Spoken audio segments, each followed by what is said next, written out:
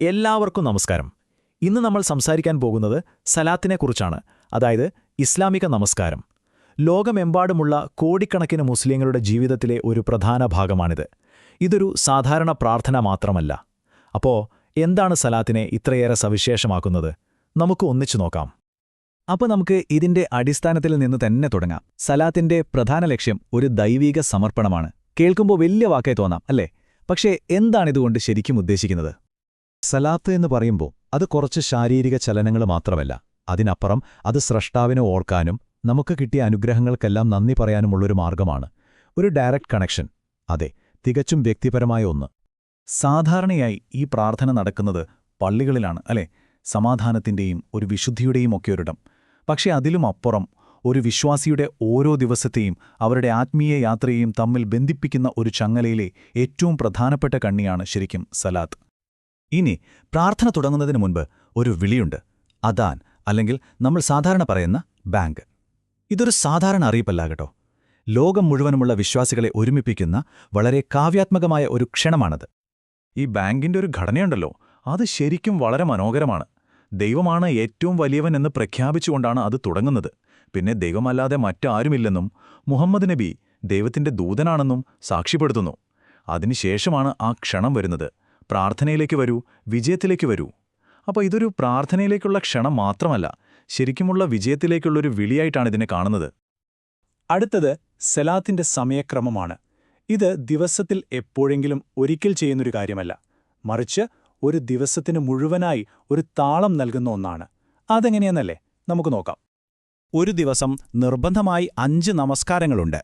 സൂര്യൻ ഉദിക്കുന്നതിന് മുൻപ് പുലർച്ചെ തുടങ്ങും, പിന്നെ ഉച്ചയ്ക്ക്, ഉച്ച കഴിഞ്ഞ്, സൂര്യാസ്തമയ സമയത്ത്, പിന്നെ രാത്രിയിലും.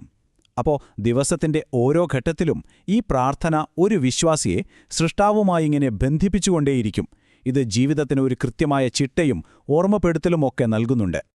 ഇനി നമുക്ക് പ്രാർത്ഥനയുടെ കാതലിലേക്ക് വരാം, അതായത് അതിന്റെ ഹൃദയഭാഗം. എല്ലാ നമസ്കാരത്തിലും ആവർത്തിച്ചു ചൊല്ലുന്ന ആ പ്രധാനപ്പെട്ട വചനങ്ങൾ എന്തൊക്കെയാണെന്ന് നോക്കിയാലോ? അതാണ് സൂറ അൽ ഫാത്തിഹ. ഖുർആനിലെ ആദ്യത്തെ അധ്യായമാണിത്. ഇതിനെ നമസ്കാരത്തിന്റെ ഒരു അടിത്തറ എന്നൊക്കെ പറയാം. കാരണം ഓരോ നമസ്കാരത്തിലും ഇത് നിർബന്ധമായും ചൊല്ലിയിരിക്കണം. അപ്പോൾ എന്താണ് ഈ അൽ ഫാത്തിഹയുടെ ഉള്ളടക്കം? പ്രധാനമായും 3 കാര്യങ്ങൾ. 1. ദൈവത്തെ സ്തുതിക്കുന്നു. 2. ആരാധന അവന് മാത്രമാണെന്ന് നമ്മൾ ഉറപ്പിച്ചു പറയുന്നു. 3. ഞങ്ങളെ നേരായ വഴിയിൽ നയിക്കണേയെന്ന് പ്രാർത്ഥിക്കുന്നു. ശരിക്കും പറഞ്ഞാൽ ഇത് ഒരു വിശ്വാസിയും ദൈവവും തമ്മിലുള്ളൊരു സംഭാഷണം പോലെയാണ്. ശരി, ഇനി നമുക്ക് ഈ പ്രാർത്ഥനയുടെ സ്വാധീനത്തെക്കുറിച്ച് നോക്കാം. അതായത് സലാത്ത് എങ്ങനെയാണ് ഒരു വ്യക്തിയെ ശുദ്ധീകരിക്കുന്നത്, അതുപോലെ തന്നെ ഒരു സമൂഹത്തിൽ സമത്വം കൊണ്ടുവരുന്നത്. രണ്ടും പ്രധാനപ്പെട്ട കാര്യങ്ങളാണ്. ഓരോ വ്യക്തിയിലും സലാത്ത് എന്ത് മാറ്റമാണ് വരുത്തുന്നത്?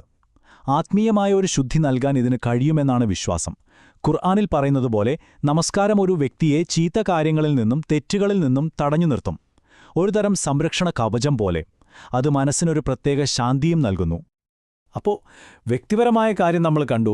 ഇനി സമൂഹത്തിൽ എന്തു മാറ്റമാണത് കൊണ്ടുവരുന്നതെന്ന് നോക്കാം. സരോജിനി നായിഡുവിൻ്റെ ഈ വാക്കുകൾ കേൾക്കുമ്പോഴേ അതിൻ്റെ ഒരു ശക്തി മനസ്സിലാവും. പ്രാർത്ഥനയ്ക്കായി നിൽക്കുമ്പോൾ ഒരു രാജാവും ഒരു സാധാരണക്കാരനും ഒരേ നിരയിൽ തോളോട് തോൾ ചേർന്ന് നിൽക്കുകയാണ്. അവിടെ എല്ലാ വേർതിരിവുകളും ഇല്ലാതാവുന്നു. ഇതിനെയാണ് അവർ ഇസ്ലാമിൻ്റെ ജനാധിപത്യം എന്ന് വിളിച്ചത്. അപ്പോൾ ഇത്രയും പറഞ്ഞതിൽ നിന്ന് നമുക്ക് മനസ്സിലാക്കാവുന്ന പ്രധാനപ്പെട്ട 3 കാര്യങ്ങളുണ്ട്. 1. സലാത്ത് എന്നത് മനുഷ്യനും സ്രഷ്ടാവും തമ്മിലുള്ള ഒരു നേരിട്ടുള്ള ബന്ധമാണ്. 2. ഇത് ആത്മീയ ശുദ്ധിക്കും മനഃശാന്തിക്കുമുള്ള ഒരു വഴിയാണ്. പിന്നെ 3. ഇത് സാമൂഹികമായ സമത്വത്തിന്റെയും ജനാധിപത്യത്തിന്റെയും ഒരു പ്രതീകം കൂടിയാണ്. അപ്പോൾ നമ്മുടെ ഈ ചെറിയ വിവരണം ഇവിടെ അവസാനിക്കുകയാണ്. പോകുന്നതിനു മുൻപ് ഒരു ചോദ്യം ഞാൻ നിങ്ങൾക്കായി തരുന്നു. എങ്ങനെയാണ് തികച്ചും വ്യക്തിപരമായ ദിവസവും ചെയ്യുന്ന ഒരു ആചാരത്തിന് ഒരു സമൂഹം മുഴുവൻ രൂപം നൽകാൻ കഴിയുന്നത്? ഇതൊന്ന് ആലോചിച്ചു നോക്കൂ. നന്ദി.